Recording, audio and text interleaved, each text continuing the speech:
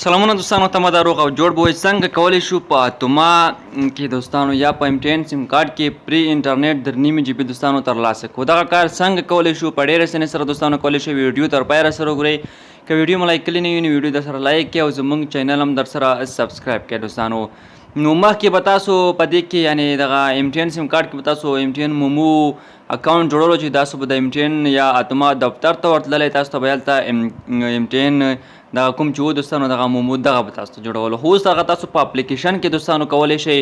تاسو به لاړ شئ پلی سټور ته اتوما اپ به ورته ولیکئ. که نه وي زه به لینک هم د یوټیوب په ډسکرپشن کې درته واچوم دوستانو. تاسو به د هغه ځای څخه پرې کلیک واخلئ او را ډاونلوډ به کړئ دوستانو. کله مو چې دغه دوستانو دغه تاسو را ډاونلوډ کړه په دې کې تاسو کولی شئ خپل اکاونټ جوړ کړئ. د مومو اکاونټ دوستانو جوړ کړئ او بیا هر وخت تاسو ترې ګټه اخیستلی شئ دوستانو.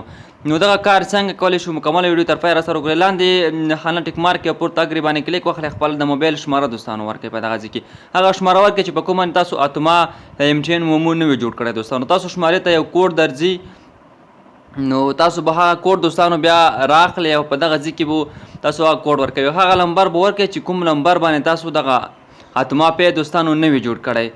نو زما ته هم دوستانو یو کوډ راغلی دی. زه کوډ هم ورکوم. بیا به راشئ کله مو چې کوډ دوستانو ورکړئ په کنفرم باندې به کلیک وهل تاسو ته بیسیک انفارمیشن راځي. وایي تاسو خپل صحیح معلومات دلته ولیکئ چې پریسټ نیم دی لیسټ نیم دی او ID ټایپ یې دوستانو. خپل نوم به ولیکئ.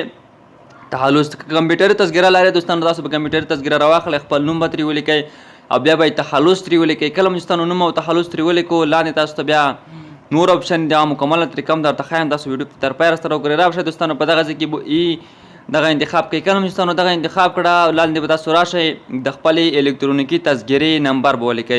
مسلسل به ولیکئ. کوم منځ کې چې نښه پکې دی هغه به تاسو نه لیکئ. ټول به مسلسل همدغسې دوستانو پسې ولیکئ.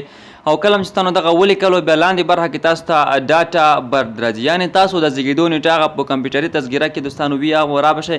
کمپیوټري تذکره کې به هغه خپله د زیږېدو نیټه وګورئ. کومه زیږېدو نیټه چې وي دوستانو همغه په دغه ځای کې انتخاب کوئ. کله مو چې انتخاب کړه نو را به شئ بیا دوستانو په اوکې باندې به کلیک واخلئ او دغه به دوستانو تاسو کنفرم کوئ. کله مو چې کنفرم کړ دوستانو تاسو ته یو پین کوډ درکوي. تاسو به راشئ دلته به خپل پین کوډ ولیکئ کوم چې ستاسو نمبر ته درغلی وي. خپل پین کوډ به دوستانو تاسو در سره یاد ساتئ تر څو تاسو نه بیا چېرته ورک نه شي او درنه هیر نه شي. نو دغه پین کوډ به هم دوستانو تاسو له ځانه سره وساتئ. کوم پین کوډ چې تاسو ته په میسیج کې رالیږلی وي یا په SMS کې تاسو ته رالیږلی وي دوستانو.